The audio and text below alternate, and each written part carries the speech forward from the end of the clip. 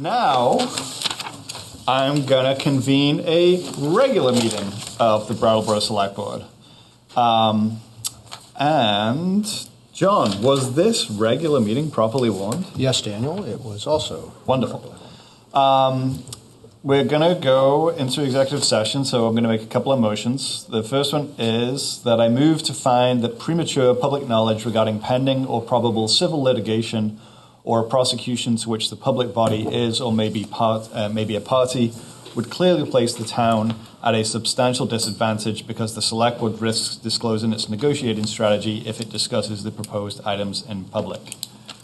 Any discussion on that? Okay, all those in favor, please raise your hand and say aye. Aye. Aye. Aye, that passes 5-0. Furthermore, I move that we enter into executive session to discuss pending or probable civil litigation or a prosecution to which the public body is or may be a party under the provisions of Title I, Section 313A1E, and invited into the executive session are the town manager, assistant town manager, and the town attorney. Discussion on that. Okay. All those in favor, please raise your hand and say aye. Aye. Aye, that passes 5-0. We're going to go into executive session. We're going to call the meeting to order. It's the Brattleboro Selectboard meeting of Tuesday, November 5th, 2024. It's a regular meeting. We had unusually a special meeting just before this regular meeting, which we dispatched quite quickly. And then we went into executive session where we took no action. Before we did that, I asked John whether this meeting was properly warned, and he said... Yes, it was, Daniel. Thank you so much. Our first order of business is to approve minutes from October 15th, 2024. Richard? I move we approve the minutes. Okay, Richard's made a motion to approve the minutes of October 15th, 2024. Any discussion? Okay, seeing none. All those in favor, please raise your hand and say aye. Aye. Aye. Passes 5-0. Next up, Chair's remarks. So I've got a couple of things I want to say. First of all, I want to mark the retirement of Fire Chief Lenny Howard. And that was announced on Friday. And I want to thank Lenny for his decades of service to this community. In my experience of knowing Chief Howard, I first started working with him when he was assistant chief and he was working as health officer. And that was kind of some of my...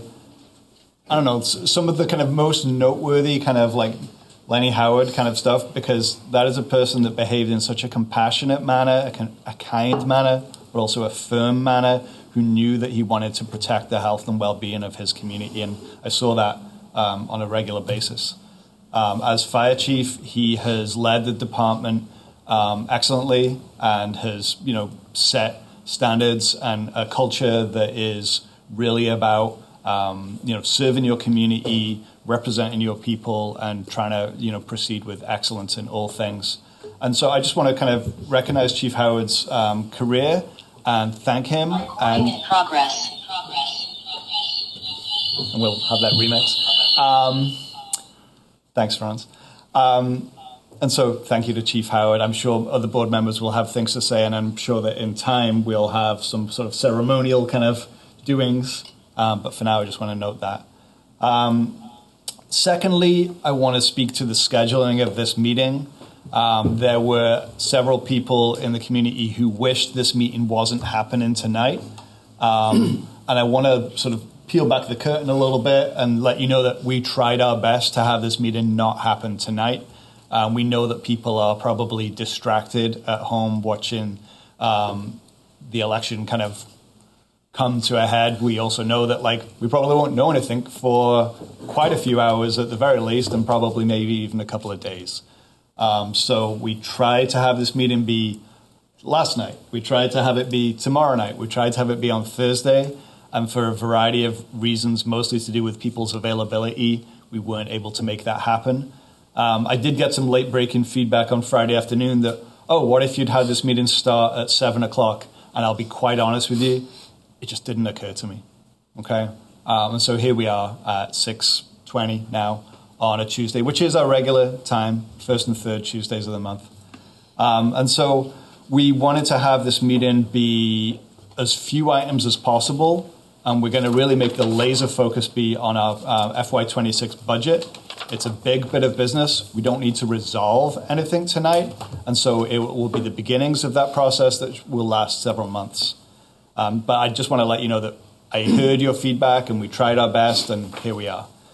And then finally, I want to just make my regular reminder about how to participate in this meeting. Everyone's welcome here. We welcome your participation, your engagement. It helps us make good decisions, I think. And so in order to participate in this meeting, all you have to do is raise your hand at an appropriate moment when I ask for participation. I'll recognize you. If I actually recognize you, I'll say your name. If I don't know your name, I'll ask for it. And then you can have up to 3 minutes to speak on the agenda item in question. If you're on Zoom, you just raise your Zoom hand, and the same things apply. We'd like to have the meeting be a productive and civil experience for everybody, and so making sure that we listen to one another, we don't speak over one another, and we act in a manner befitting this venue. Okay, and that is all I have for Chair's remarks. John, manager's comments? Yes, thanks, Daniel. I want to just second everything you said about Chief Howard. We're very sad to see him go, but also happy for him in his retirement, which was well earned. And Chief Howard has always been not only a great leader in the fire department, but also within the organization as a whole, and helping us all as a team be better and provide better service across the town. So really appreciate Chief Howard. A few announcements. First, the town's budget open house will be on next Tuesday, November 12th from 4 to 6 p.m. at Brooks Memorial Library. We'll talk a little bit more about that in a minute, but this is a great opportunity to discuss the budget directly with town staff. More information about the budget process can be found at brattleboro.gov/FY26 budget. The Planning Department is hosting a second public forum regarding the Canal Street Corridor Plan on Thursday, November 14th from 6 to 8 p.m. here in the Select Board meeting room at 230 Main Street, and there will be a Zoom option also for that meeting. The plan is to make enhancements to Canal Street from the Hinsdale Bridge out to Exit 1. For more information, including an overview of the first public forum on this topic, please visit brattleboro.gov/projects. At 6 p.m., 68% of Brattleboro voters had put their ballots in. I wanted to thank all of the poll workers who are all really working really hard to make this election happen. And also want to thank the voters who are exercising their right to vote and being pleasant along the way. I really appreciate that. Polls are open until 7 p.m. tonight at the American Legion, so if you want to get that 68% up higher, please go out and cast your vote. If people want to drop their mailed ballots off, they should bring them to the polls until 7 p.m. And that's all I have. Great. Thank you, John. Select Board members with comments and/or committee reports. Liz? So with daylight saving and winter coming on, I seem to every year implore people who are dog walking and otherwise outside on the street to wear reflective clothing and bring a flashlight because they cannot be seen. And there's a tendency of people to walk their black dog with their black coat on in the dark, and that can't be seen. And it's very dangerous, and please pay attention. Great, thank you. Other members with comments or committee reports? Okay, moving on. So the next item on our agenda is public participation. So this is for members of the public to speak on something that's not on tonight's agenda. You could also request that an item be pulled from our consent agenda for consideration. Is there anyone in the room that would like to speak on something that's not on tonight's agenda? Dick?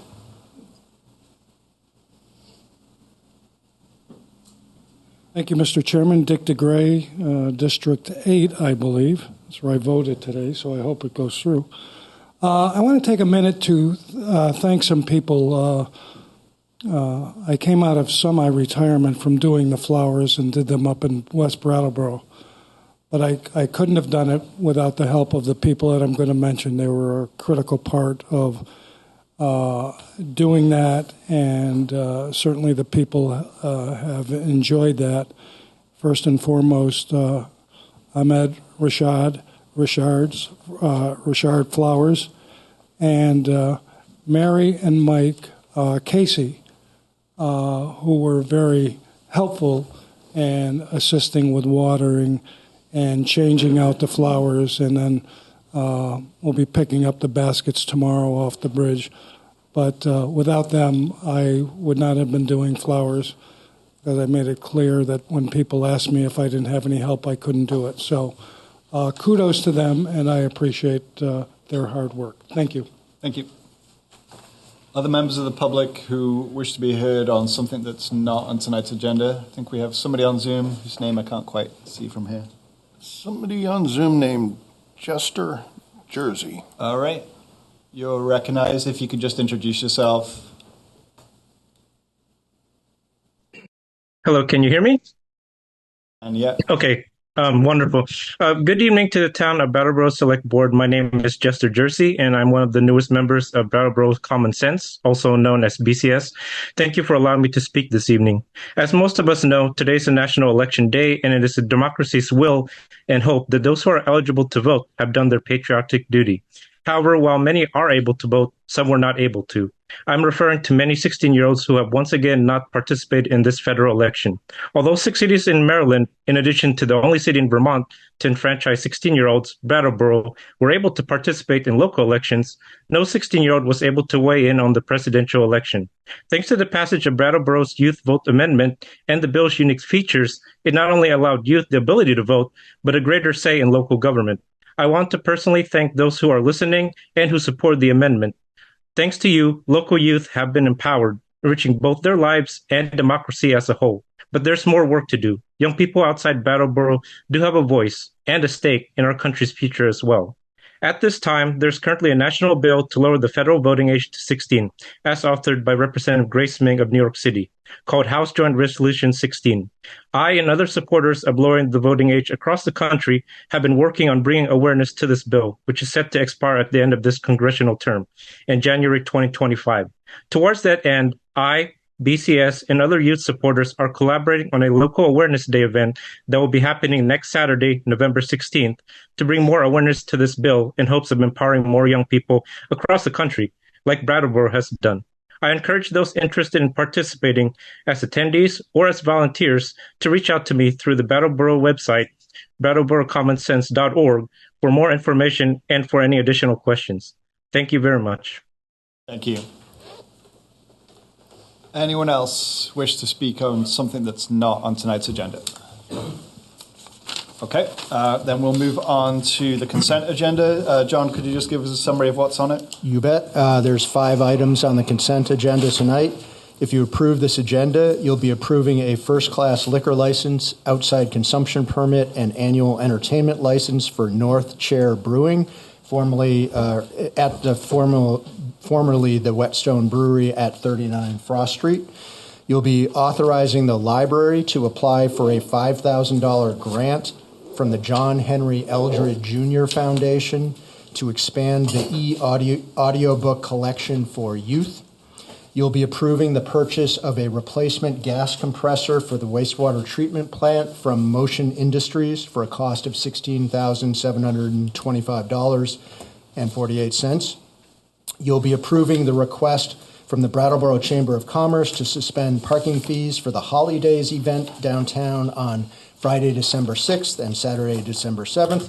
And you will be approving a statutorily required warning of a special representative town meeting in response to a certified petition to reconsider adoption of the acceptable community conduct ordinance.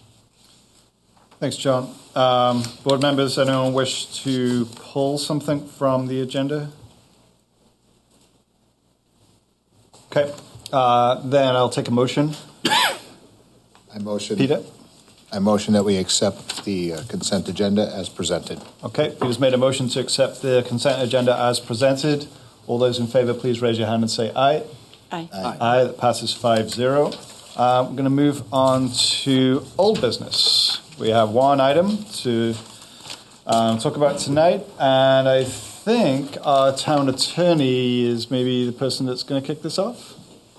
Or John, did you want to tee this up? I think, yeah, I could tee it up. So at your last meeting, you considered a first and third class liquor license and an outdoor consumption permit and an annual entertainment license all in one package for Marigold on Main Street. Mm-hmm. And there was quite a bit of discussion around that. And I think we got maybe a little bit off track on some requirements that you were putting on the entertainment license and extending them beyond that. When when the town attorney heard about what we did at that meeting, he had some clarifications that perhaps he'd help enlighten us about now. So. Great. All right, thank you. So with regard to liquor licenses, for first and third class liquor licenses, the hours of operation can be and this is by statute, from 8 a.m. to 2 a.m. the next morning, okay? As a local board of liquor commissioners, you have the authority to condition your approval of a liquor license on ordinances that you have, and typically those ordinances are either entertainment ordinances or nuisance ordinances. So you can condition that upon the approval of the ordinance regulating entertainment or public nuisances that has been adopted by the town, is what Title 7, 167 states. So when we went back and looked at your motion, everything kind of got put together in that you were really regulating the hours that an organization or business could serve liquor, and that you really can't do, but you can condition it on the being in compliance with an entertainment license. So if you had complaints, and I wasn't there at that last meeting, but with regard to noise and disturbances, etc., where the entertainment license, if you wanted to condition that entertainment stops at a particular time so that there's less noise, less nuisance, etc.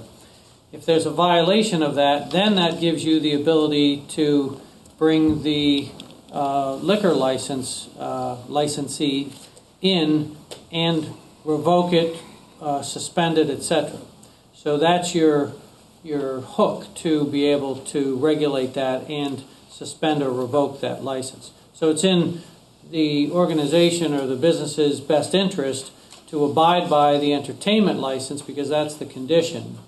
And if they do that, then they're safe with regard to their hours of operation going till 2 a.m. If they're not, the whole thing can be revoked, and that's quite costly for businesses. So the way we looked at this is, what I think we're asking you to do is to issue the entertainment license with conditions, and then issue the liquor license conditioned upon compliance of the entertainment license. Okay. Thanks, Bob. And thanks, John. Yep. So we overstepped our boundaries. We misunderstood our boundaries, and that's okay. We all make mistakes. I appreciate the prompt legal advice, and the business in question hasn't been hindered too much by this misstep. And so we're actually looking to ratify the issuance of an entertainment license, et cetera, et cetera. Board members with questions, comments? I have a comment, and then I'd like to make a motion. Go right ahead. I'm happy that this information was brought to our attention, but it's really strange with 6 years on the board that we never knew this. And I think it calls to mind the inability of a municipality to regulate liquor licenses in our town because of the state law is just another instance of overabundant state control over our actions. And I would ask our legislators to look into that as an act of what do you call it? Local control. Local control. Yeah. And so in the meantime, I will propose the following motion. To ratify the issuance of an entertainment license for Marigold, located at 157 Main Street with the condition that entertainment cease by 12 a.m. on Friday and Saturday nights and by 11 p.m. on all other nights of the week, and to ratify the issuance of a liquor license with the general condition that the licensee comply with the town's entertainment license granted to the licensee. Great. Thanks, Liz. Any discussion on the motion that Liz just made? Okay. Members of the public who wish to speak on this matter? Yep. And if you could just introduce yourself. Thank you. I'm Mark Baxter. Live on Main Street at the top of the Paramount Building, and which is adjacent to the River Garden.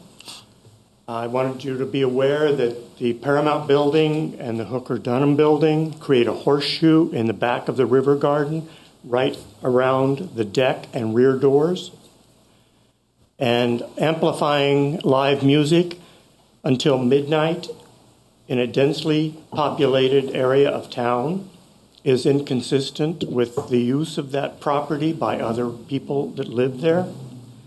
As it stands now, you're asking them to go ahead and amplify that music from their back rear doors in an historic area of town. I wanted you to take into account, please, other bars that you've granted licenses to in town, which include Plated, which closes at 10, Midnight, which as its name implies, closes at midnight, but they have no outdoor seating, they have no outdoor deck, and no outdoor serving. Snow Republic closes at 9. The tower is open late, but it has no outdoor seating, no outdoor deck, and no outdoor drinking. There was a controversy with River Garden when it first opened. It ended up being agreed that they would end entertainment at 10 p.m. I'm asking you to consider the same on this entertainment license you're considering, and I'm asking you to require that their rear doors be closed when there's amplified music and entertainment at the venue. Thank you. Thanks. Any of the members of the public who wish to comment on this agenda item?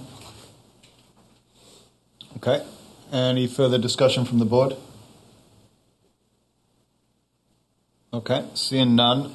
Liz has made a motion to ratify the issuance of the entertainment license for Marigold, located at 157 Main Street, with the condition that entertainment cease by 12 a.m. on Friday and Saturday nights and by 11 p.m. all other nights of the week, and to ratify the issuance of the liquor licenses with the general condition that the licensee comply with the town's entertainment license granted to the licensee. All those in favor, please raise your hand and say aye. Aye. Aye, that passes 4-0. France, do you wish to vote on this? Yes, I do. Okay, all those opposed, please raise your hand and say aye. That's 1 against, so it passes 4-1. And we will move on to new business, which is the FY26 General Fund Base Budget discussion. John, I'm going to kick this over to you. We have a big memo here, and hopefully folks who are with us tonight have that in front of them or have access to it. You can access it on the town website, and if you're in this room and you don't have it, there's copies, I think, on the table just there.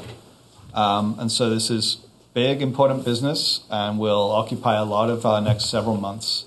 So tonight is the beginning of that. We don't need to solve anything tonight. We're just kicking things off. John. Yep. Okay. Thanks, Daniel. So what this item is about is the base budget, what we call the base budget, which is what it would take to continue services in FY26 the same way we were providing them in FY25. So that's sort of our starting point in this budget process, is just to continue doing what we've been doing. What would that take? So within this budget are no policy decisions made by staff, no policy proposals made by staff. It's all just like what the board has already approved or what we've done in the past, but what it would cost to do that. So the process, the budget conversations that we're going to have over the next couple of months are going to be about, does this continue to be the suite of services that the town wants to provide, or do you want to do something different? And so tonight is kicking that off with, just to continue what we've been doing, what would that take? It's a longer process. It will have a couple of components. One, I think, I would propose that it would be a discovery kind of period where we're trying to understand what policies this is implementing, and to start to consider if there are any changes that the select board might want to make in order to put together your budget that you want to bring to representative town meeting. And then the other part will be decision making, and that will come along probably in around the January timeframe, where you will have to make the hard decisions about what goes into a final budget recommendation. So what we found in putting together these projections and trying to understand what budget it would take to continue services as we've had them is that, costs to run a municipal government continue to go up, just like we're seeing with healthcare, just like we're seeing with schools, just like we're seeing with real estate and vehicles, you name it. Everything, costs have been going up, and the municipal budget is no exception to that. We also have to contend with those rising costs that everyone's seeing in their daily life, but to deliver the services that the town has been used to having will take some increased cost. So as we did that projection, we found that in order to do that, it will be about a 9% increase in the cost of expenditures. That's our projection. To continue the services that we've been delivering will be about a 9% increase in cost. And that, very importantly, does not include a solid waste decision, because that policy has not been set yet. The only thing that we knew going into projecting this base budget was that the current approach is not available to us anymore. We cannot just continue the budget with a slight increase like we have over the last 10 years. We're in a different scenario now, as you know from our solid waste conversations, which will likely continue at your second regular meeting in November. So the big areas that are different in this FY26 budget are the Downtown Safety Action Plan, which we're currently in the process of implementing, and that was approved by you a number of meetings ago. Other big sort of increases or changes in this budget are capital needs and benefits, and we can talk about those in detail in a minute.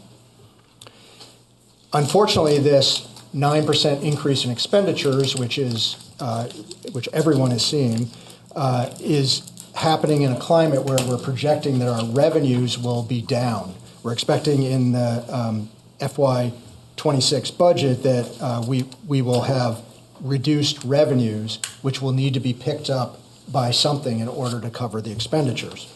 And in the case of the base budget, our assumption is to do that with a property tax rate.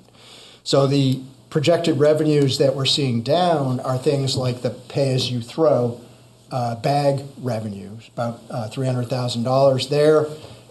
We know from our negotiations with Casella that is not an approach that will be able to fit into their view of how solid waste should be handled and what is being offered to us as options. So that's one revenue reduction. The other is we're not expecting any fund balance, which we have used in the past couple of budgets to keep the property tax rate down, but we're not projecting a surplus going into FY26 that would be available to handle that. And that is for a number of reasons, but primarily because our long-term surplus that we saw in past budgets is not expected to be available to us due to the excellent recruitment that's going on in the police department primarily.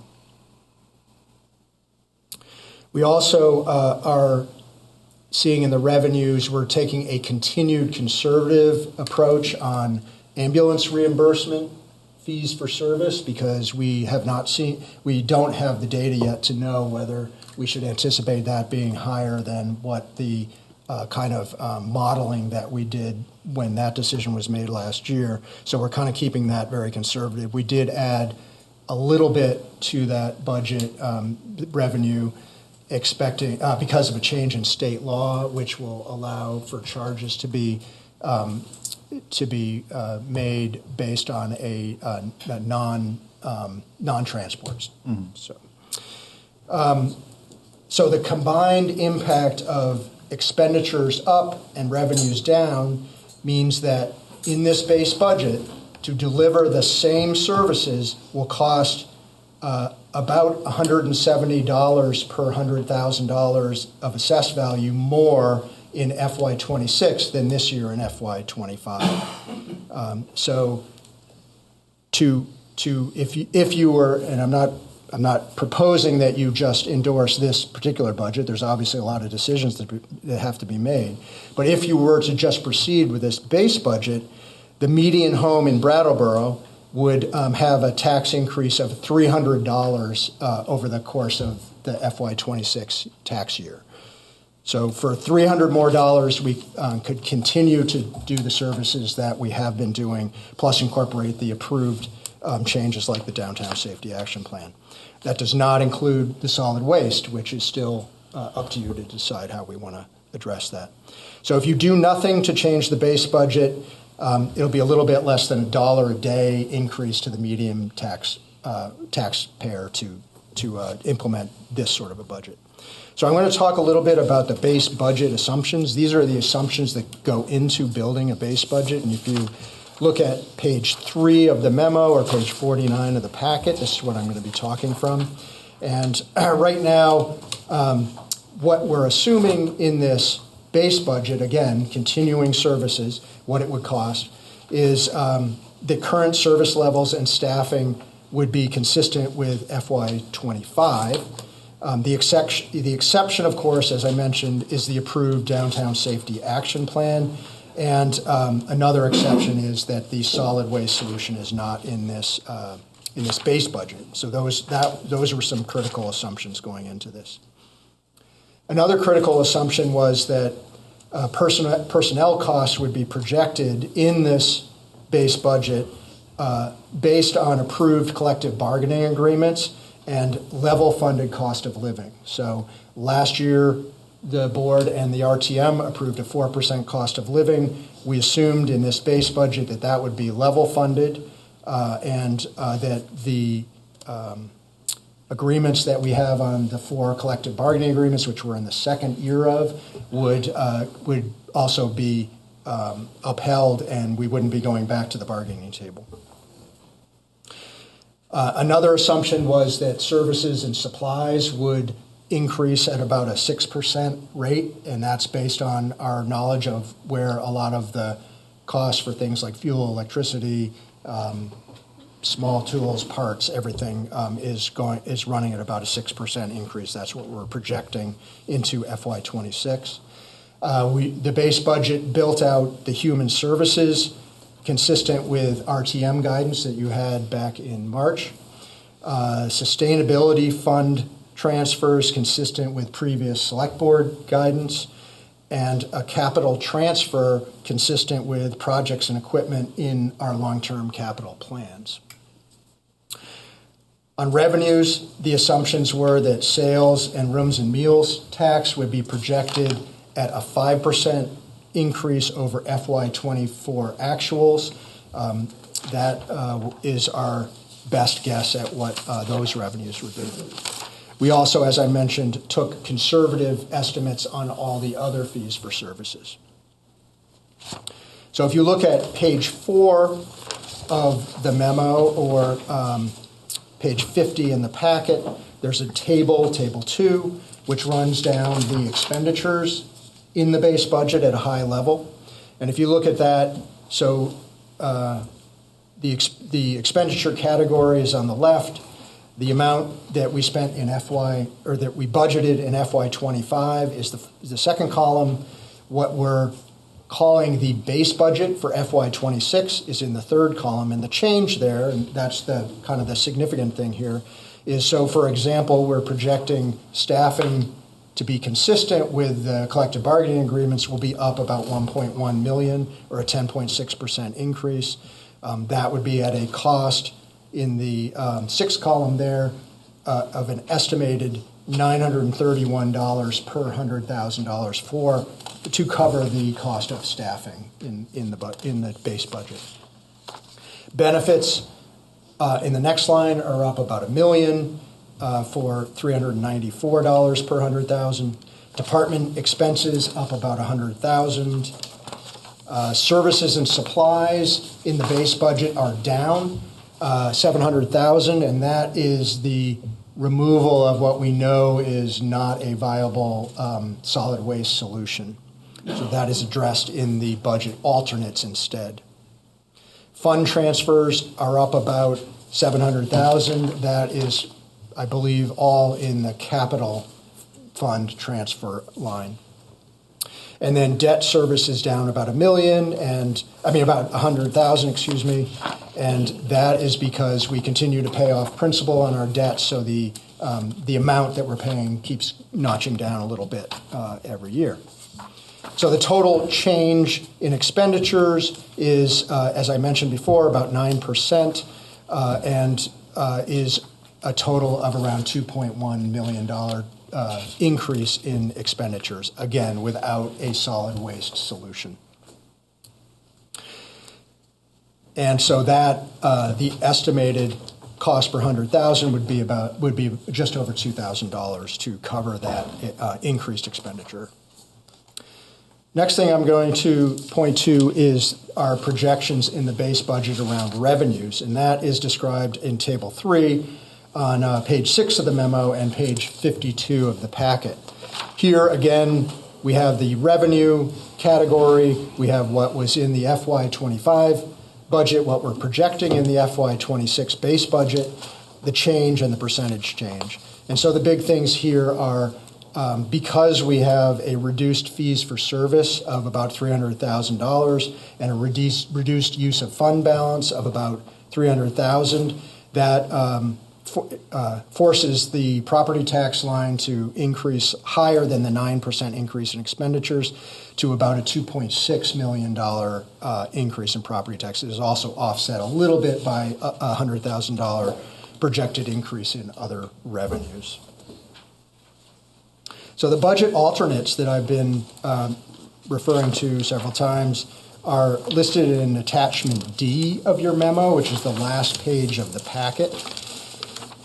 And in here are 5 different budget alternates that we're putting forth at this point to start the conversation. Of course, if the board is interested in identifying additional budget alternates, we can add those in here, or if members of the public want to suggest different budget alternates, we can also address those. The 5 items on the budget alternates are, first of all, kind of going from tax rate reduction to tax rate increase in this order of magnitude. The first is you could consider an additional cost of living adjustment, reducing the cost of living from 4% in the base budget down to 3.5% staff-wide, which would be a savings of about $55,500. We have also a proposal on an adjustment to how the select board meetings are run, moving from ASL to closed captioned, which could save you $11,000 in the base budget. We have a request from SEVT to increase the town's contribution to the mover of, it's actually $5,000 to $8,000. In here we put the higher number, $8,000. And then we have the 2 solid waste options, if the 2 that the board has been thinking about since our last presentation on this. Solid waste option A, which would be the town not providing trash collection and disposal services, but doing every other week recycling and weekly organics.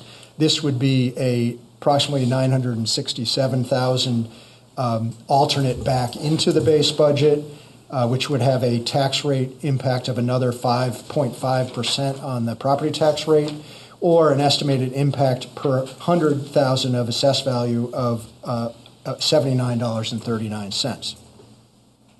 The alternative alternate that you could select instead of that is the solid waste solution B, which is every other week trash, every other week recycling, and weekly organics collection and disposal. The high-end cost there is $1.4 million, which would be an 8% adjustment to the property tax rate. So combined with a 14%, that would be something like a 22% impact on the tax rate. And the estimated impact per $100,000 of assessed value would be $115.52, which is probably slightly lower than the cost of people going out on their own and finding solid waste solutions, as you discussed at your last meeting.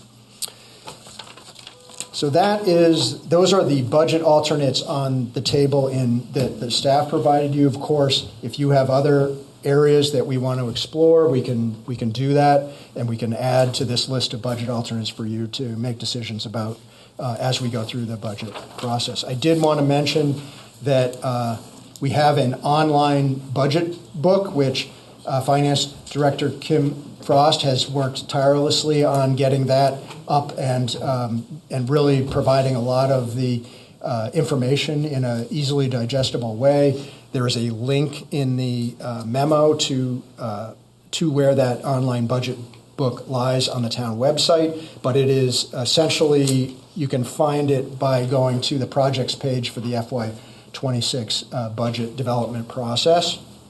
And there is also some guidance in the memo on how to find certain elements of that online budget book.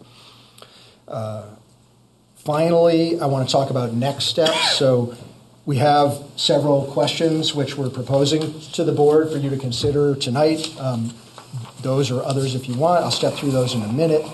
But the budget open house is next Tuesday at 4 p.m. That at the Brooks Memorial Library. That's a great opportunity for you and the public to talk with department heads about what continuing services looks like, what other alternatives might be out there. The next regular meeting of the board in November, we're planning to hopefully review feedback that we have at the budget open house and start in on any follow-ups from this meeting. So if there are areas that you want to explore further, that can help us build an agenda for that meeting and then subsequent meetings in December. So I think we'll continue the discovery process through that November meeting and into December, and try to get a shared understanding of any additional budget alternates, whether it be they up or down. Feedback opportunities for people in town are at the open house, at your select board meetings in November and December, and at the RTM focus groups that we plan to have in December. After that, if the select board wishes, the staff can bring back a final budget recommendation if you want to have us make a recommendation for you to review, discuss, and potentially take action on in January ahead of the March RTM. So tonight, we're looking for a few things, or suggesting a few things for you guys to discuss. One is any feedback that you might have on the base budget assumptions. Like, again, as a base budget, a continuation of services, are these assumptions that we put into this the correct ones, or should we be thinking differently there? Certainly any clarifying questions on the materials presented in the packet or what I talked about tonight, we're happy to try to address anything there. Then I think really importantly, if you had a discussion and could identify policy areas to consider for potential savings that could provide a roadmap to upcoming meetings, I think that would be a very good conversation potentially to have. Like if you want to get the $300 a year median home tax increase down to something less than that, $300, $200, whatever, wherever you wanted to get that down to. Or if you're fine with that, or you even wanted to see an increase for things that you're not seeing in this budget, such as the pool obviously was left out of this. There are other things that have been discussed that are not in this base budget or in the budget alternates at this point. Then we could list those out and use that as a roadmap. So that's pretty much the presentation that I had tonight. So I guess we could get in, turn it back over to you, Daniel, if with any questions or anything. Oh, the last thing is the budget process. If there's anything in the budget process that I've described that you approved back in August that you want to change at this point, this would be a good time to address that as well. So Great. That's it. Thank you, John. Yep. It's a lot. It's a lot of work. I appreciate all of the work that went into developing this base budget. It was work that was across the whole of town's leadership team. And so I want to thank Kim Frost, our finance director, who's here with us tonight, as well as the town manager's office and all of the department heads in building this base budget. So I would actually like you to humor me, and I'd like to take these questions here methodically. Because there's a lot, and I don't want us to get lost. So why don't we start with base budget assumptions? Feedback on base budget assumptions, and I will go select board, public, back to select board, then move on. So feedback on the base budget assumptions. France. I have a question about the base budget. Thank you, Daniel. Base budget assumptions? Yeah, so a couple of meetings ago, we added a substantial sum to the FY25 budget for the Downtown Safety Action Plan. Are those additions to the FY25 budget included in the FY25 budget numbers here? They're included in the FY26 base budget, yes. We made that decision as well. Yeah. But in terms of comparing FY25 to FY26, we added money to the FY25 budget, and I'm wondering if that is already in the FY25 figures. No, these the figures in here are the FY25 approved budget, and so those are the numbers that we were working off of. What we're doing there is we're spending into our reserve to do those, so it wasn't really part of your ultimate approved budget. So. Right. We didn't add to the budget. We just spent money that was unbudgeted. Okay, well, slice that linguistically how we please. But but there's no assumption in here then that we would make up those funds as part of the FY26 budget to restore our reserve funds to the level that we've historically had them at. That's correct. Yep. So that would be an additional amount if we wanted to maintain our reserve funds. That could be a budget alternate discussion if you wanted to explore that area. Yeah. Yep. That's helpful. Yep. I think also just a kind of more general point, one of the things that I hope we'll get out of tonight is we'll start to develop a list of questions of areas that we want to consider further. We're not going to resolve any of these issues tonight. It's going to take several months for us to work through this. And so surfacing those questions right now is a great thing for us to be doing. So that's a really good one to start us off with, France. Any other questions or comments on the assumptions underlying this base budget? Richard. It says that there are no new staff positions except for the Downtown Safety Action Plan. Wasn't there a position created for IT person? Is that a new position? Yes. So the base budget continues service levels at current full staffing capacities in all departments consistent with FY25. So that additional staff position that you're talking about was approved in the FY25 budget. So we assumed that it would continue on into FY26. Okay, great. Other questions about assumptions for the base budget? Liz? First of all, I'd like to say that I view this process as the first step. And second, I also feel that the select board role and the town manager role needs to be thoroughly examined, because while we are ultimately voting on and presenting this budget to town management, a lot of the nuts and bolts of staffing decisions are the responsibility of the town manager. So what guidance that we would give to the town manager in terms of retrenchment is ultimately something that he will decide and work on and bring back to us, so that we might have suggestions. But I'm looking forward to the time, just as we did in last year's budget, where the town manager comes back with recommendations that he and the staff have selected to do. And towards that, I would just make a couple of suggestions. First of all, that there's a relationship really between the cost of living adjustment and whether or not staff reductions are necessary. And so I would think that retrenchment in the COLA beyond what's projected as an alternate might be recommended. And I also think, in terms of examining everything and retrenchment, that the 2% for human services be looked at and scaled back. I also think that it's a good idea to not address the pool at this time. And I have more ideas, but that's for starters on the base budget assumptions. Thanks, Liz. Yes, we are just talking about assumptions. Thank you. So the COLA that is kind of baked into these assumptions is a COLA cost of living adjustment of 4%. 4%, which you did in FY25. It was continued on. And so what I'm hearing is we would like to have a discussion about what else we could consider with regards COLAs, and presumably with a lower number.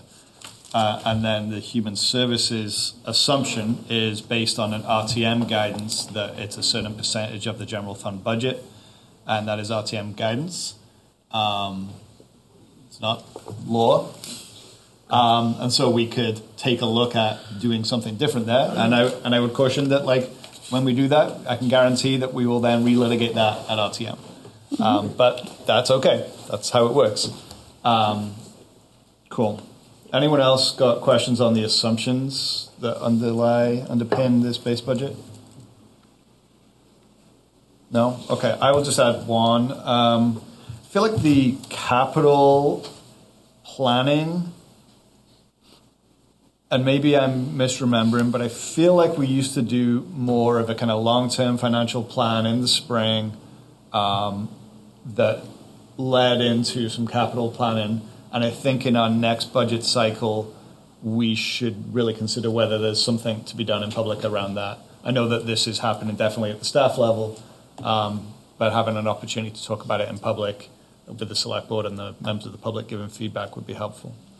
Yeah, staff are getting in a better position to have that conversation with the implementation of the OpenGov software, where we're getting all of the long-term capital needs loaded into the system. We're not quite there yet. It takes a long time to get all that information acquired and then entered in, and then be able to do planning off of it. So we're looking forward to having that work done, and it's a high priority for the staff that are responsible for all those assets. Great, thank you, John. Members of the public with questions about the assumptions that go into this base budget. David? David Levenbach, District 9, and I'm sorry I can't recall the exact terminology, but there was an issue that we've talked about a couple of times in the past, which was surface management, rainwater, I can't remember. Stormwater utility. Stormwater utility. Stormwater utility. So this is a very grim story you've had to tell this evening. And that stormwater utility was intended to generate. We never got any idea of how much it would generate, but the idea was a substantial amount. So what is the progress on that project? That's a great question. Good Thanks, question. David. Yeah. I applaud you for that question. We love the stormwater utility conversation here. John? So, first of all, that would not likely affect the general fund, which this relates to. So I'm not sure it's germane, but we have been talking with legislators about that, and the problem we have is the lack of capacity in the Public Works Department to develop a program like that. It's quite significant. We just don't have the people to fully research that and put together a program. We're not sure that the opportunities in Brattleboro are quite as good as some other, the other several, maybe three communities that have implemented a stormwater utility in Vermont. But we're definitely open to it and are continuing to explore the possibility. So. Great, thank you. Let's see if other people want to speak first. Follow up on this. Real brief. So I gather what you're saying is that any money from the storm management fund would go back to the utility fund. Is there any reason why that then couldn't be transferred to the general fund or be used for capital expenses? Okay. It's a fair question. I think it's a question for another day. We don't have the stormwater utility right now. Staff are investigating it, as you just heard. Other questions about the assumptions underpinning the base budget? Dick.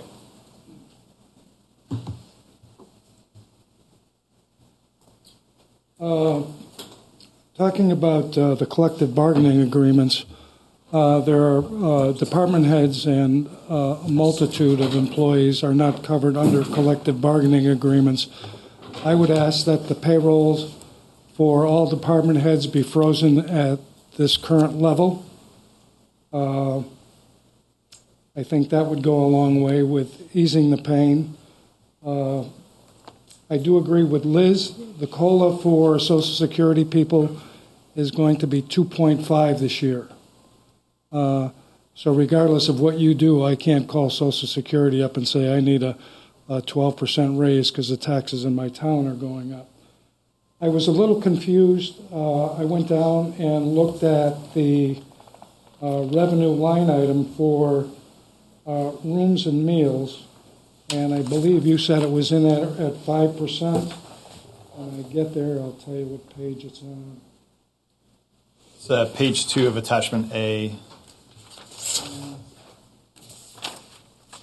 I didn't want it, but it's right in front of me. But it was in there at 1%, a 1% change. Yep. And you were saying it's going to be in there at 0.5%? Yeah. John, do you want to speak to that? Only Sure. $651 increase? That's what you're projecting? Yeah. Do you have any other questions, Dick? And then I'll ask John to talk about that. Did we receive our first check yet, which is due right around now for the first quarter? Okay, thank you. John, you want to speak to the rooms and meals tax? So as I mentioned earlier in my remarks, the rooms and meals tax and the sales tax are projected at a 5% increase over FY24 actuals. So the what you're looking at, Dick, is an increase from the FY25 budget to the FY26 base budget, which is lower. It's 0.1% for rooms and meals and 2.1% from sales taxes. But we projected, our assumption was to project off of receipts that were known that we have so that we don't kind of get out ahead of ourselves a year ahead of time. So it's just being a little more conservative than doing a 5% on the FY25 budget. Okay, fair. And Dick's question about receipts from EMS transport revenue is like, have we had any yet? I think we have started to get some receipts in. I don't know the amounts. We will report out on that at the next financial update or fire department update. Okay, thank you. And then I guess just to kind of flag that one of the things that Dick was talking about there is about non-union staff salaries, particularly department head salaries, and you're saying that you would like to see us consider department head salaries with no increase this year. And so that's just naming that, putting it on a list somewhere, we can come back to that later on. Is that something the board wants to add to the list of potential budget alternates? Yes. Okay. All right. And I think I want to just point out, one second, I want to just point out here that we're not in a phase right now where we're saying, wow, we're committed to X, Y, and Z. We're saying, boy, this is a budget with a hefty increase, and we are looking at some ways to mitigate that. Once we have that information, we'll have, as John said, numerous hard decisions ahead of us. And I'm not rushing to make any of those hard decisions right now. So just because we're saying we'll put it on a list doesn't mean we're saying that's what we're going to do. Just to be super clear about that. I appreciate that out loud confirmation of that. Yeah, thank you.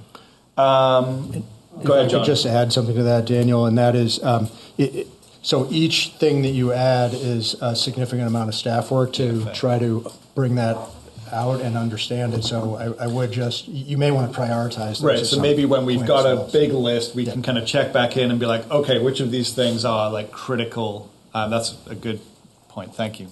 Let's move on from assumptions unless there's any more assumption clarification. Dick? Well, my point with the salaries, the town manager is in for a 9% increase. Yeah, I get your point. The fire chief is in for an 8.1%. Are you asking me to stop talking? The police chief is in for 8.2%. Human service director is in for 8.4%. The finance director is in for 4.2%. Public works is in for 6.4%. Right. I understand your point. 4%. Dick, I understand your Assessors point. is in for 4.5%. Planning is in for 3.8%.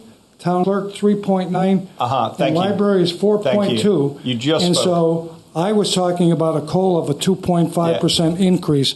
Let's keep it in perspective. Okay. And so, Thank you. Yeah, you're welcome. I want to just point out that like we're going to have plenty of time to dig into the details over the next couple of months. And so we don't need to do all of that work right now. And so your point about department head salaries was taken, is put on a list. The board is saying, I'm going to just finish, Dick, if you don't mind. I don't want to have a back and forth, Mr. Chairman. And I would like you to sit down. But you know what? If it wasn't for Franz, nobody else on that board raised a hand and said we should take a look at this, which is very concerning to me. Okay. Thank you. Your concern is noted. Can I address that? I literally thought we had a consensus of at least 3 people If you agreeing wish to that. Yeah. So I don't mean know to where get that into came back from. and Just because a forth. physical hand doesn't go up doesn't mean we're not in line with your thinking. Yeah.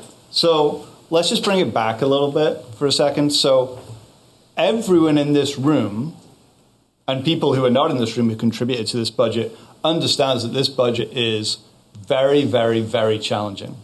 Okay? Everyone in this room is committed to trying to find the right sweet spot between delivering the level of service that this town needs and the tax rate that the taxpayer can handle. Okay? Everyone is committed to that. What I am committed to and what I think my fellow board members are committed to is a process over several months where we'll explore the ins and outs of that and we'll make many hard decisions. So starting off with a kind of adversarial approach, not the right way to go about it. Let us start off with an approach where we're saying, boy, this is a hard one to swallow. Let's look in various areas, okay? And that's what I'm hoping we'll get out of tonight. By the end of it, we'll say we're going to look in these different areas, and then we're going to make a plan for the next several meetings to explore them. And as John pointed out, each one of them will probably require significant staff time, so it's important that we prioritize of those ones which we think we really need to hear about soonest. Okay? So let's bring it back to a sort of cordial and exploratory kind of tone. And if you don't mind, I'd like to move on to this next question. You said you were going to bring it back to the board on the assumptions. Fair enough. Yeah. Excuse me for losing my composure. Yeah. Well, I would just throw in that I appreciate those remarks you just made. I think that's really an important perspective. But there is a sense, I've been I've been living with these numbers now for a few days, and there's a sense in which this base budget is not quite a true base budget.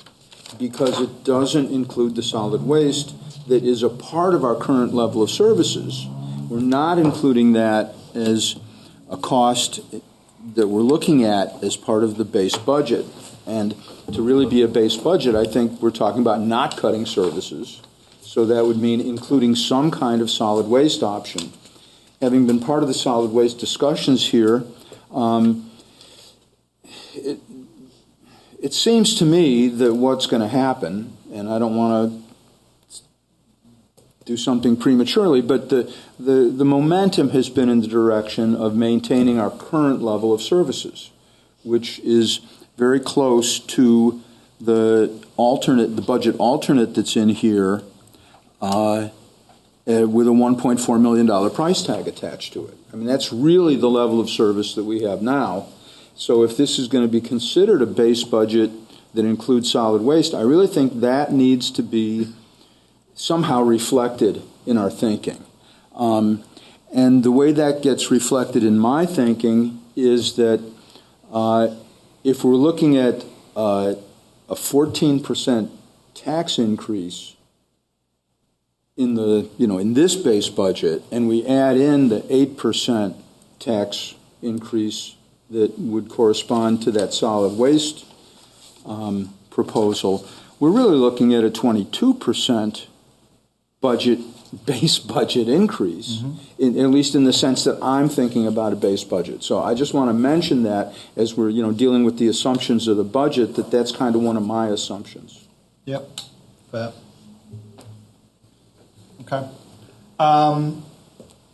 Let's move on. So clarifying questions regarding the base budget alternates, solid waste is one of them, a significant one, and the preliminary capital projects and equipment replacement. Clarifying questions around that from the Select Board, first of all.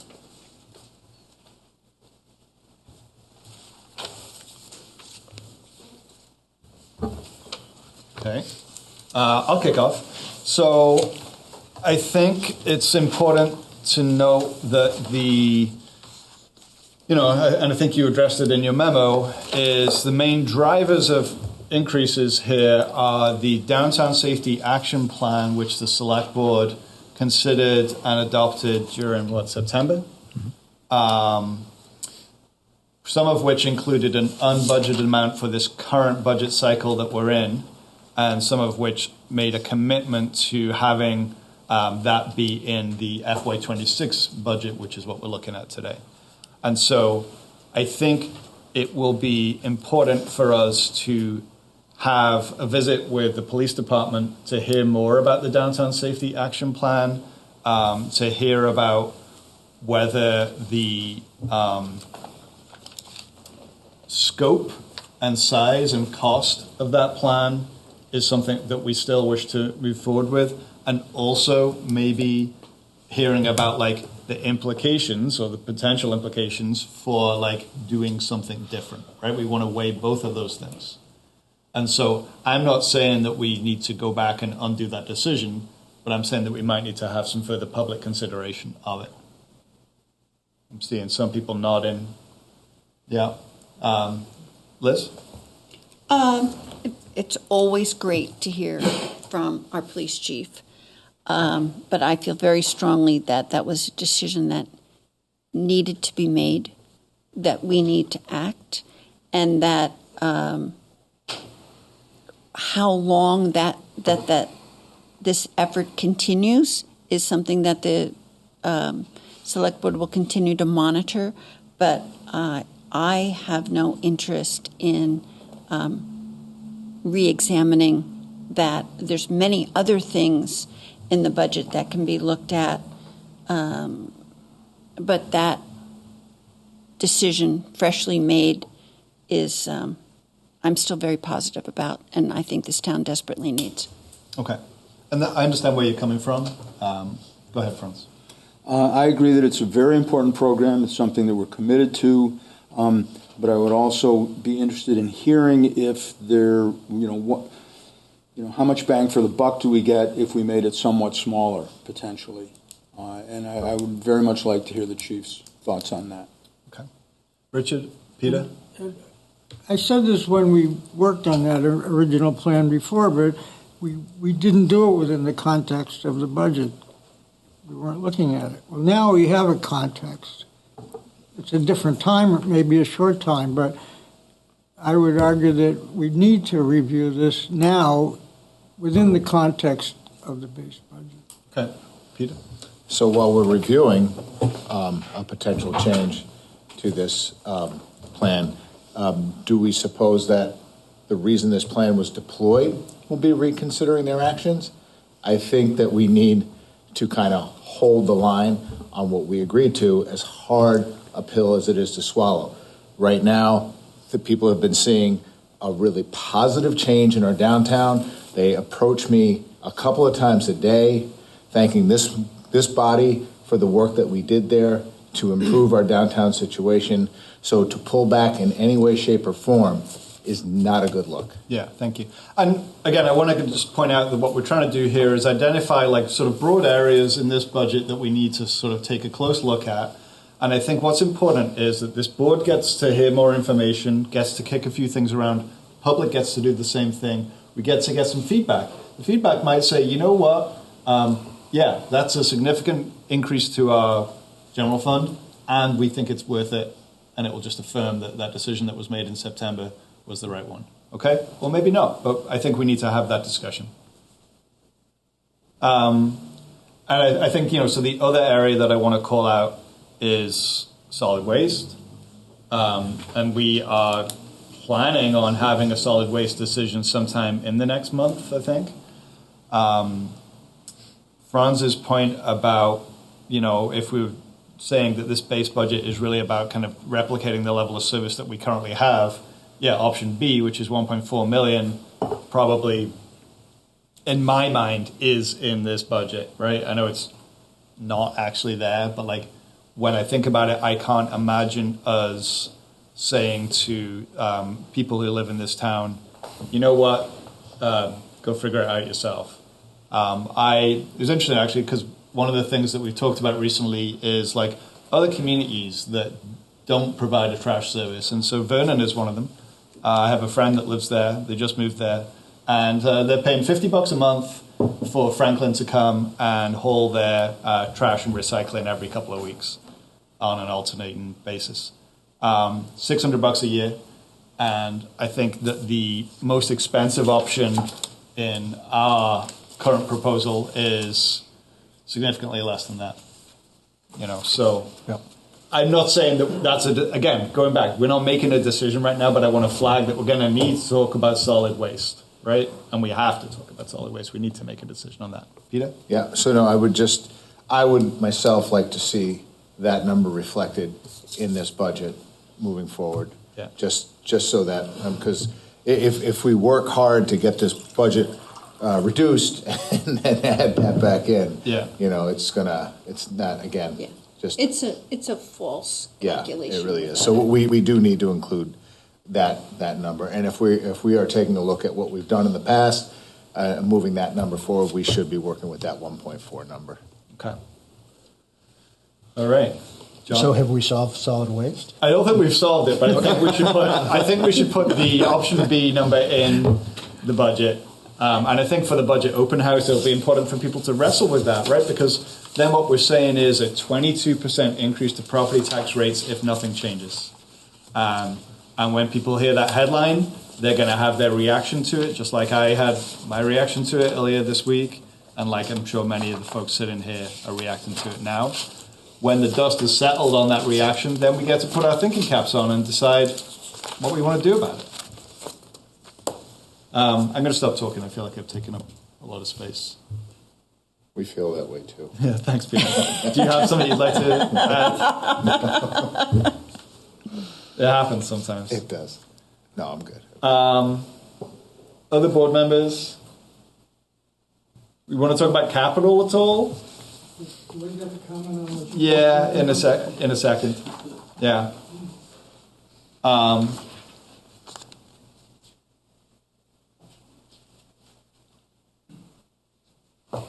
just want to follow up on something that Peter said, is that we have officer, an officer downtown. I'd use his name, but I'm not sure we want to do that.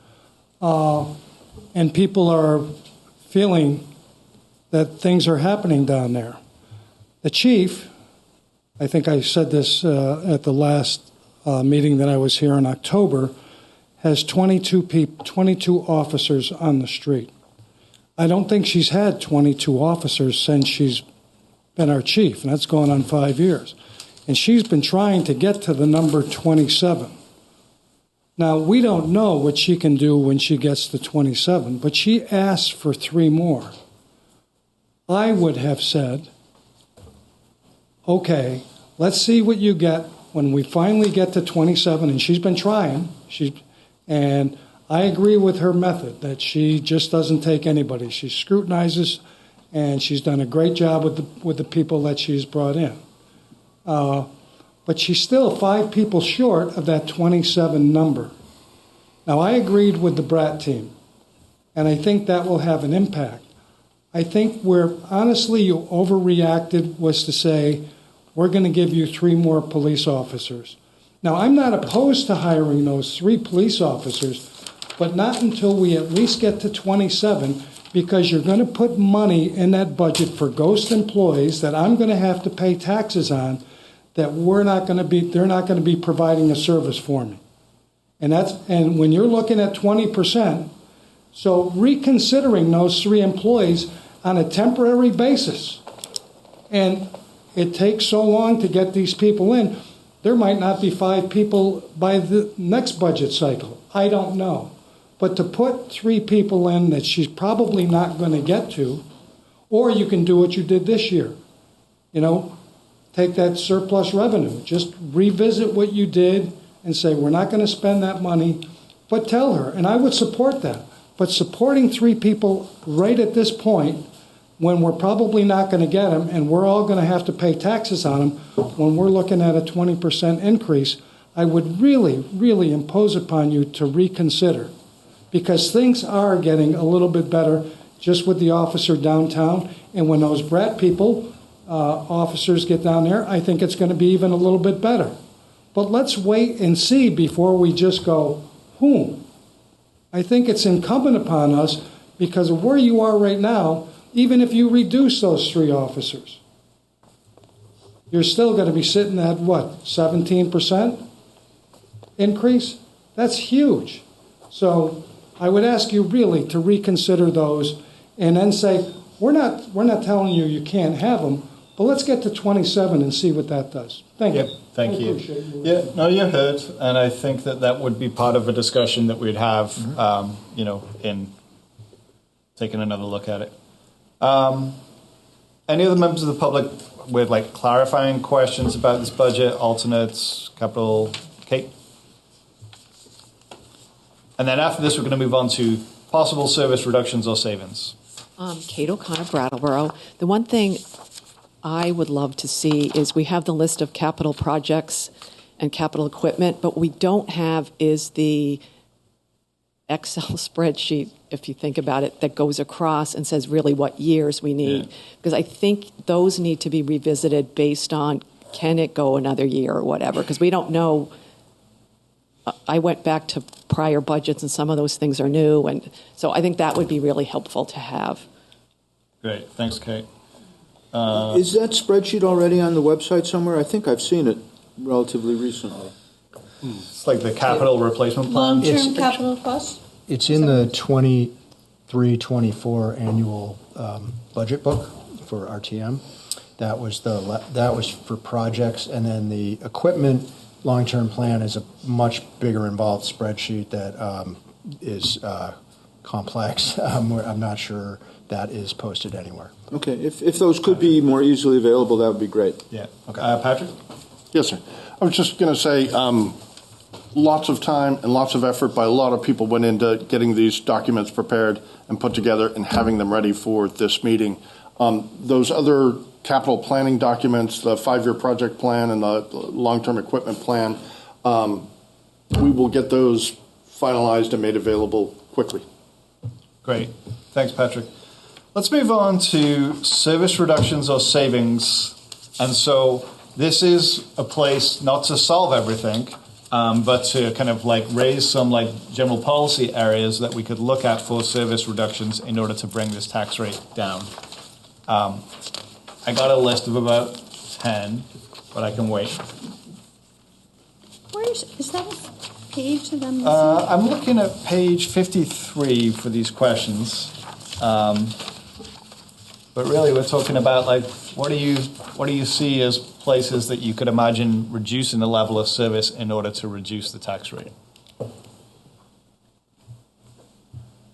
Franz? Well, I'll just say it out loud that in this budget, where so much of the expenditure is on personnel, if you're going to make a meaningful reduction in the budget, it means a reduction in personnel.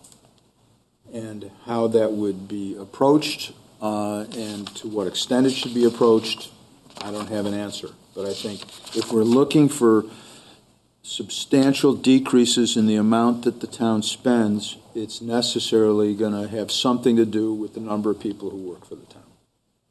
Okay. Other comments? Richard? So, I mean, personnel is the biggest area in terms of the money. I think we have to consider not giving any increases at all to the non-union people, or at least negotiating a level. But it would be my wish to, because we're going to have to make so many painful decisions, that that at least be a starting point for showing people how the kind of cuts that we need to make this the taxes affordable to people in Brattleboro. Mm-hmm. And it's drastic, but I think you need to consider it. Okay. I'd like to weigh in. So, in order to provide the level of service that this community has become accustomed to, I'm not, first of all, looking to cut staff or to reduce salaries. I think we can do a few other things, or at least we can look at a few other things. I would want to start with the capital plan. The capital plan is significantly larger than it was in previous years, and I know there's good reason for that. I know that previous select boards deferred some things, and here we are.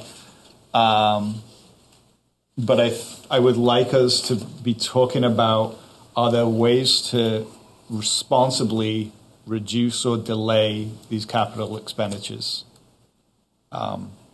With regards delay, and this is right on the edge of responsible, I would say. I think that the EMS transport revenue that we've projected in the budget is extremely conservative, but we do not really have good enough actual data right now to project something different. I'm hoping that by a month from now, we might have some data to start building out a projection that's based on our actual experience. And I wonder if, the difference between what we're projecting right now with this very conservative revenue estimate and what we might reasonably expect in the end of FY25 could maybe inform, some ways to save elsewhere. Like, for example, if we learned that, it's actually going to be $200,000 higher, potentially, right? It's a roll of the dice. We could, make then $200,000 worth of savings elsewhere. But that's, risky. And if it doesn't pay off, then we're in all kinds of trouble. But I want to just name that it's something I'd consider. Liz? So some of these things I've already mentioned, but since you're asking again, I think I would look forward to the town manager to working with the staff on revisions, and they would include COLA, Human Services, review of prior ARPA decisions, a hold on the pool. The pool's probably not in this budget now, is that correct? No. And, just a general review, not just of capital costs, but of Excuse me. the budget as a whole. A general review of the budget as a whole. Yeah. That's quite high level. All of your specific ones, I hear you, and I think John has written them down, and we will get to them by the looks of it. Peter? Yeah. So, going to sound a little bit like our chair when I say in my line of work, which is not as noble as our chair's line of work. I know that I know what it looks like when staff continues to be cut, right? And where we look to make those decisions about cutting people out who are currently working and doing things, and those reductions fall to the bottom line of a spreadsheet. Those responsibilities get dispersed, and then as they get dispersed and the workload becomes harder and harder on the people who have remained, less and less begins to happen. The grease gets thick, it gets cold, it doesn't move, it doesn't flow as easily, and this is nothing that you're going to see in 6, 8, 9 months, but when you get a year down the line, that's when these things start to appear. They begin to look like burnout. They begin to look like people are just exhausted. They can't do it anymore. They find other employment, and we begin to lose more people like that. I think that if we are going to look in that capacity, maybe an answer to this is looking at the positions that have been budgeted but have not been filled yet. So, because that is currently work that we are doing in spite of that, not looking to take person A and say, okay, you no longer have a job, we're just going to disperse it amongst your department and other people, because I think that really does lead to, it doesn't end well. Yeah, thank you, Peter. Appreciate that. Liz? And I would just add to that we do need a fire chief. Yeah, I think we're hiring.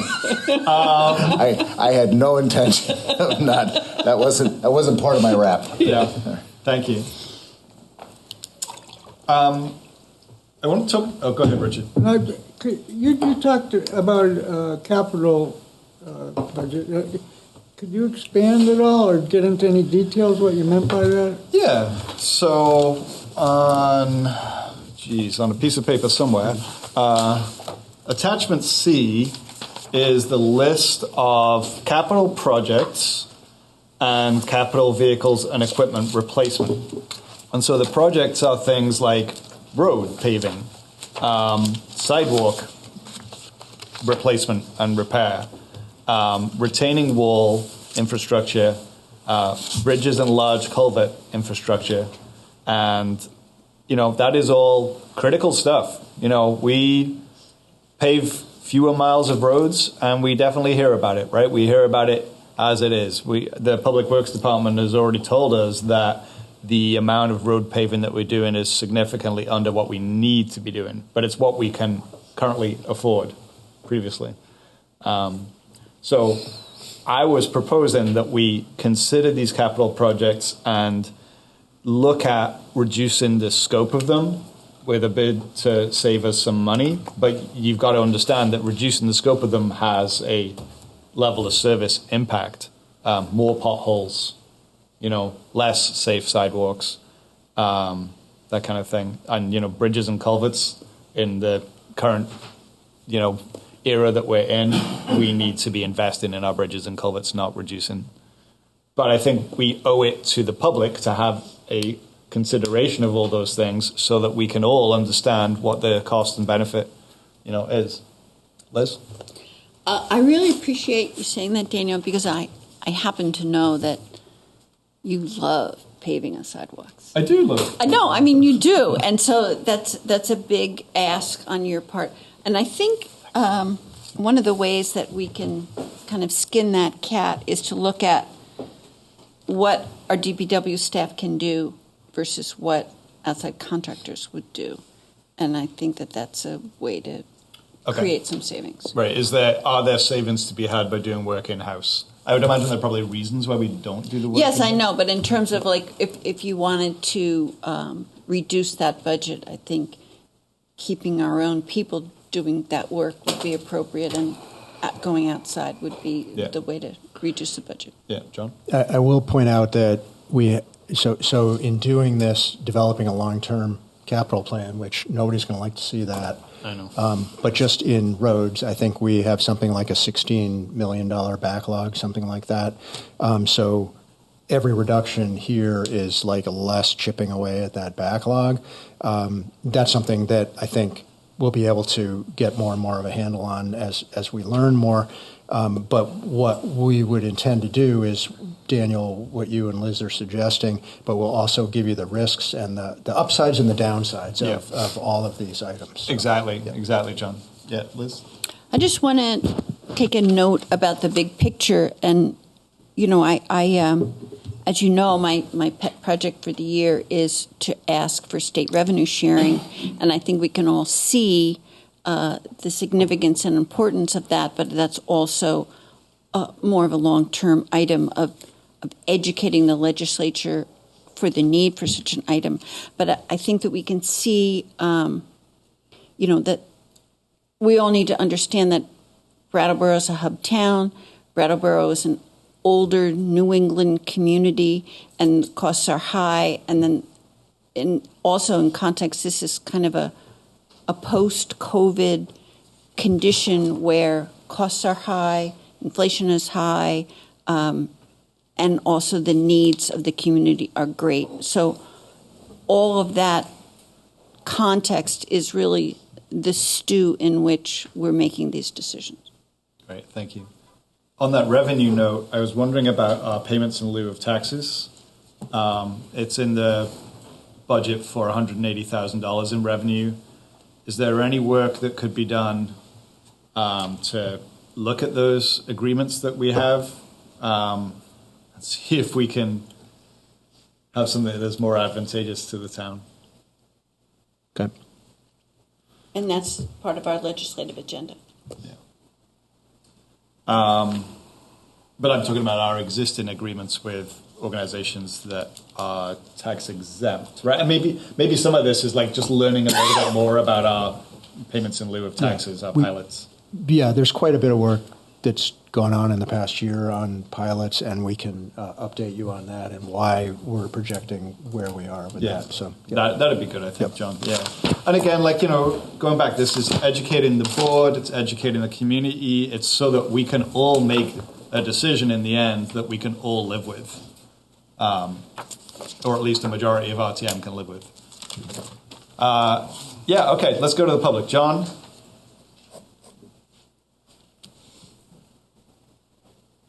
Thank you. John Kennedy, West Brattleboro. I brought this up at RTM a number of times, but we have the highest sales use tax in the state at 7%. I know that the state of Vermont takes a 35% cut of all sales tax. Seems to me that 1%, we're giving the state a gift and have been giving a gift for about 6 years.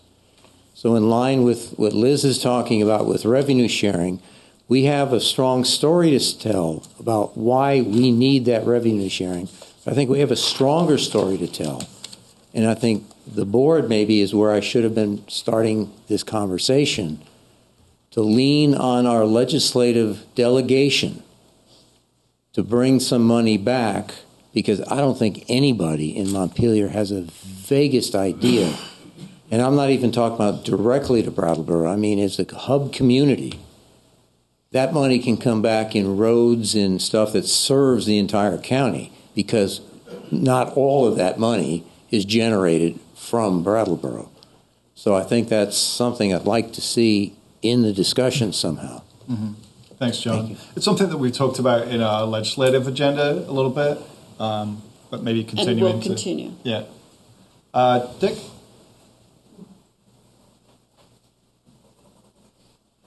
I actually think that you should be cutting the select board stipend, seriously reducing that. I think when the stipend was raised, it was raised in the hope of getting more people interested in running. I don't think that's has borne a lot of fruit. We haven't been over inundated with people that have wanted to sit in those seats. I can't imagine why. I can't either. The other thing I think that we should seriously look at is this building only being open 4 days a week and reducing the salaries for people to 32 hours and only requiring the department heads to be here on the 5th day. I think you really have to. All this conversation, unless you really hack into the capital plan, which I have written down. There's areas in that capital plan that can be reduced and or moved. We're not going to get there, and Fish is right, without the recurring cost. You can't cut discretionary spending. I mean, discretionary spending is, up 1% out of this total budget, if that? So the meat of this budget, obviously, which everybody knows, and I've sat where you sit, is personnel.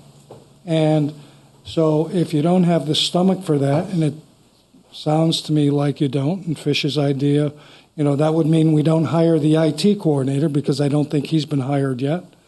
Yet he's in this budget. And if he was such a necessity, I'm not sure why he's not on board yet. We're, 4.5 months in. So I think you should seriously have a conversation about this place doesn't need to be open 5 days a week. And people will adjust. Thanks. So that's a proposal from Dick. That have any traction here? Is it something that you want? It's not about making a decision. It's about saying these are areas that we want to investigate further. Is that something that we want to investigate further? Richard thinks it is. Well, I'm not sure. At least that's what your eyebrow said. Well, I don't know if that's what you meant. I'm indecisive. His eyebrow said indecisive. All right. I mean, we could look at it. I don't love the sound of it. I think it's like, saying to members of the public, boy, don't expect to be able to come to the town office 5 days a week. Yeah. Let's hear from Craig. Craig Miskovich, District 7. And I don't envy you, and you have an extraordinarily difficult task ahead of you. And I feel your pain, but I also want you to feel the taxpayers' pain in this community. Not me. I can pay my taxes. Don't lose any sleep over me. But folks who are making $30 an hour, and their spouse is making $30 an hour, and they're making $120,000 a year, and if they buy a house at about 2.5 times their annual salary, and you can't find a house for 2.5 times your annual salary, but if you did, those folks are going to be paying upwards of $10,000 a year in property taxes. $10,000 off of $120,000 gross salary. That's an extraordinary number. I ask you, please don't think about this tax rate increase as a $300 tax on a typical house. It's $300 off of a lot of years in which we've said it's just another $300. And those additional $300 are now $10,000 of state educational tax and municipal taxes, but nobody cares. Your tax, your property tax is your property tax. And if you are looking at a 22% increase, I suggest you, is it Marie Kondo, is that the woman's name? Take everything out of the house and only bring back the stuff that you can afford, right? We need to build this budget not by lopping off the top, but building up from the bottom. What would an essential function budget look like? Not what does the budget look like if we kept our existing services, but what is our essential core functions of municipal government? What does that budget look like? And then let's build up from that basic core function budget. It's 22%. We're not going to be able to lop up enough off the top to get down to a manageable number. And I know the state educational tax is not your fault, but nobody thinks that. We're looking at a state educational tax increase in the state of Vermont this year of another double digits. It's going to break. We're getting close to breaking this, and we need to think different, and I'd encourage you to build up, not cut down. Thanks, Craig. I just want to chime in with some of what you're saying there. I think it's really important that as we go through this process, that we develop kind of real world scenarios for kind of like, I've been thinking of this like model households, right? So a household that earns such and such an amount of money, and we assume that they have the median household assessed value, because otherwise it's all over the place. So we have that household with, say, I don't know, a $40,000 a year income. This household with, $90,000. This household with $130,000, and we show what their real world tax bills would look like, because there is some income sensitivity in these taxes. So it is not applied equally across the whole town. And so I would like to see us develop real world models so that we can say to people, if the tax rate is such, here's roughly how many dollars you'd pay a year. And I've been talking this talk behind the scenes for a little while, so I know that Patrick is already working on it. And so, Craig, I think that's my attempt at trying to kind of bring about what you're talking about here. And then secondly, that kind of like build the budget from the base up. We didn't do that. And John, you probably want to speak to that. Sure. And I mean, if you guys want to give us some ideas about what services we're doing now are not essential, that's really what the conversation we need to have. We can do what Craig is saying, but I need to know what those areas are. Mm-hmm. Maybe it needs a little more consideration. Mm-hmm. David? David Lidmark, District 9. I very much appreciate what Mr. Miskovich said, but I'd also add that there's a problem for renters. And I don't know that all landlords every year, property taxes go up a certain amount, start making adjustments in rent rates. But clearly, if you're talking about a 22% increase, they're going to do that. And this issue that you keep hearing about and want to address, which is the affordability of housing in this town. This will have substantial negative effects on affordable housing. Yeah, thanks, David. Go ahead. Can I just talk about the police substation for a second? So we have been considering a possible police substation downtown with, some other amenities. And it's actually going to come up in a meeting in the near future, I think next week, actually. I wanted to put out there that we could consider slightly downsizing that plan, and then as a one-time, thing, taking some of that revolving loan fund money that would have funded that plan and applying it perhaps to our capital needs to offset general fund dollars and to reduce the tax rate that way. I just want to put out there that that's a possibility. Liz? In recognizing that entire program is being suggested to be paid for by the revolving loan fund, I would like to understand the pathway by which revolving loan fund can be used for town capital expenses. Right. And I think I understood it as that money, because a significant chunk of our revolving loan fund is actually this matured UDAG money from like 8 million years ago that is now washed fully clean of all of its obligations, and we can spend it on basically whatever we want. Yeah, that's basically it, right? Yeah. You might not want to spend it on salaries or operating costs that you wouldn't be able to. But we could spend it on, say, a couple of vehicles. Yep. But we could spend it on things that reduce our overall budget. Right. So you could spend it on, say, like $200,000 worth of equipment, and then that would be a $200,000 reduction from the general fund expenditures. One time. Well, by all Yeah. means, look at that, John. Yeah. Yeah, we can look at that. We'll add that. Okay, thank you. Yes, Dick. Yeah. You want to come to the mic? Liz mentioned ARPA, and I remember the meeting where you talked about how you wanted to spend it because you had to have that committed by a certain date, which you did. And are you allowed to recommit? It's a great question, John. And I think what what I took Liz referring to was our special projects list. So Right.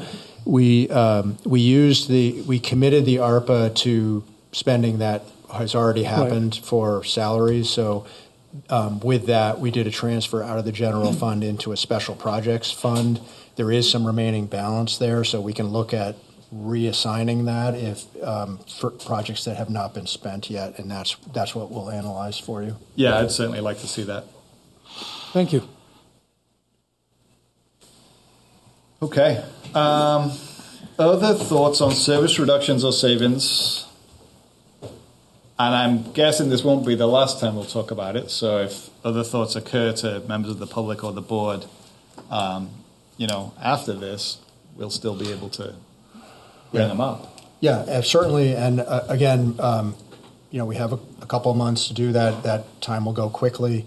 So the sooner that we can identify the areas where you might want to take service reductions, the sooner that we can analyze that and bring you back the repercussions of that and what that looks like to the public, because it's not just $300 increase on the median home tax. It's also like, if you reduce that, what is the loss in service that people have come to expect that Brattleboro provides? Yeah, definitely. And I think that's what we need to be hearing, right?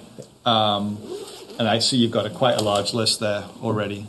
Any further comments from the public about service reductions or savings? And then I want to go on to process and then close it out.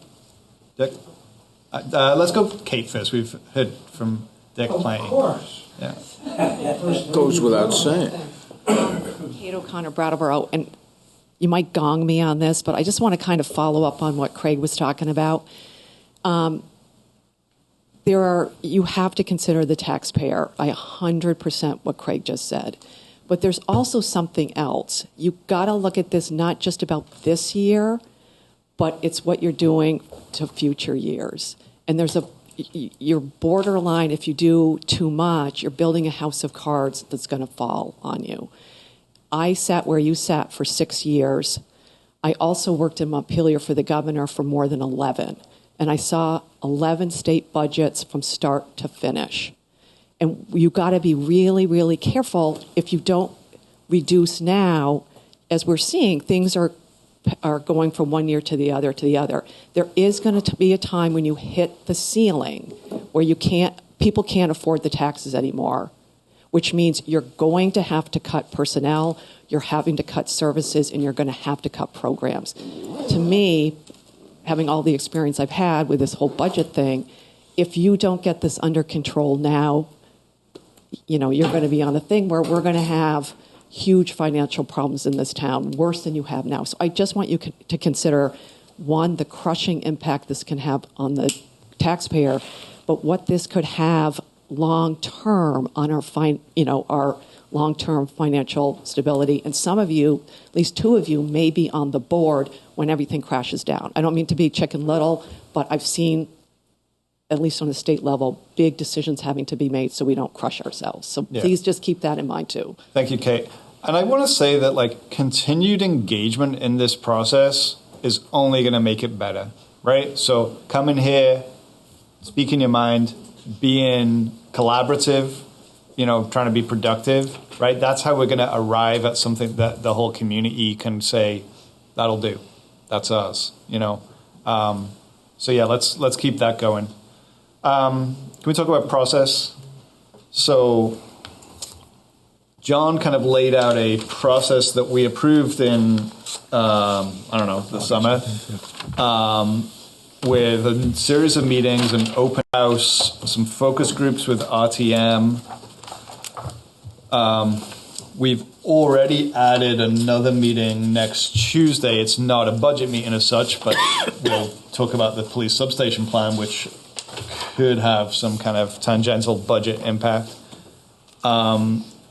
I'm kind of feeling like, given the list that you've got going there, John, that we're probably going to need to make sure there's a bit more time for budget meetings. And I know that that's kind of counter to what we were doing last year. But I'm committed to having as many meetings as we need to have to kind of walk through these various difficult decisions so that you all can consider them and we can consider them. So, but by the time we get to like a select board approved budget, we know that the public is behind it or not. You know, I'm hoping that the only budget we're going to send to RTM is the budget that we've had robust discussion about and everyone kind of understands the ins and outs of. So I'm thinking a few more meetings. I don't have necessarily specific dates, but it's looking to me like probably December. Okay. So actually I do have specific dates. It's December 10th, December 17th.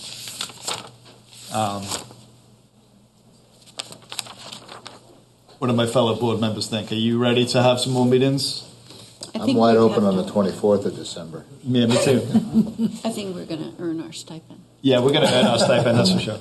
I feel like we already have been, but... Yeah. As many meetings as we need to have, I'm available for. Great. Okay, Dick, you want to make a comment about that?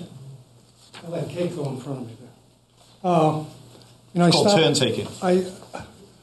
A couple of things. John just used the $100,000 benchmark. I don't think we have a few $100,000 homes, but the median home in Brattleboro, I would guess, is up over $250,000 and above. So the impact that we're talking about, I hope that the next time we meet, you can have the impact on 100, 250, whatever, work it all the way up to scale. And the other thing I would tell you is when I stopped in the assessor's office today, is that I asked him for the grand list from 2023 and 2024. The grand list in 2024 is what you set the tax rate for this year. And there was a $60,000 growth. There was 3 new buildings. So that's telling you something about affordability. People aren't going to want to come here with a ridiculous tax rate. People keep talking about a level of service. With all due respect, nobody really knows that you're talking about a 20%, 21% increase in their tax bill. And at some point, they're going to go, you know what? We can do without this. And one of the examples that I've used is the pool. And I've always complained that the pool closes August 15th. Why? Because all the lifeguards leave. And we still have a lot of hot weather from August 15th on, and we survive without the pool being open. And so I think people are going to be willing to survive a level of service of cuts. And you kind of poo-pooed this place only be opening for 4 days. But, you know, unless you really hack that capital plan, I really didn't hear anything that's going to bring that budget number down. And so there should not be a sacred lamb in this budget that we're talking about. And if you have sacred lambs, then you're not doing any of us any service. We don't know what we can do without until we go without it. Think of these people in North Carolina. They don't have anything, and they're still upright, they're still breathing, and they're going to build back. We're looking at maybe closing the building for 1 day. Okay, thank you. John, do you want to respond to anything? Yeah, I can. So the number I've been quoting is the median home value of $183,100 for the grand list from 23. As Dick pointed out, it's only gone up a little bit. So that's the tax increase here is $300 on a median home value in Brattleboro. So half of the homes, it will see less than $300 increase with the base budget. Half of the homes would see more than a $300 increase. So if you think about a home that's twice the median, so say $360,000 assessed value, that would be $50 a month increase with this base budget. That's what the tax increase would be. So it's good to think about all those scenarios, like you were saying, Daniel, and we can bring back more ways to look at that and have people try to understand what this increase is rather than fixating on a percent overall on the tax rate. It's like, what does it really mean on a tax bill to people? So Yes. I think that's exactly. critical. I mean, I feel like every budget cycle I've been part of, like bringing it back to like real world actual dollars is the best way to talk about it, because when we just talk about percentages, it's people don't know. So. Okay, any other process, corrections, thoughts, amendments? Okay, hearing none, seeing none, then I'm going to suggest that we are done with this initial consideration of the FY26 base budget. And I think that we actually did a lot of good work here, and I think that we partnered pretty well, and aside from a couple of moments, we did some nice job. Yeah.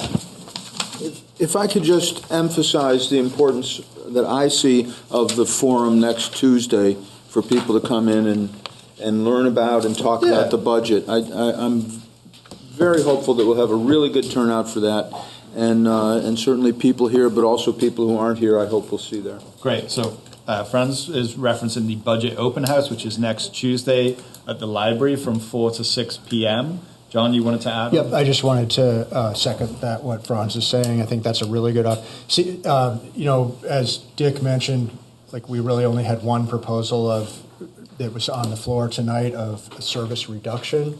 It was helpful to hear that. I wasn't hearing a lot of interest in pursuing that here, but I think by having conversations with each of the department heads, people in the public, board members can start to explore, well, where is the wiggle room in each of the department's budgets, and that might generate at your November 19th meeting additional proposals around service reductions, which is really what we need. We need to know what are those things you want to stop giving people in Brattleboro, and then we can figure out what that would save. Thanks, John. Yep. Can I just say, process-wise, we used to have budget notebooks that we kept for budget season, because what happens is all this stuff gets recycled. So I'd ask that all of our budget material is retained so that we can have it next time, because I've written a ton of notes on here and I don't want them to disappear. Yep. Cool. Kate, you want to say something real quick? Going to rerun the budget with the trash line item in it so we can see it all again, because I think there needs to be truth in advertising. Sure. And if people are looking at the budget, they're not going to be looking at the entire tax impact. I think that's kind of what we were asking for, that we did put in the option B for the solid waste. Is that how you understood it, John? I don't know about rerun, but like the figure that we're talking about would include...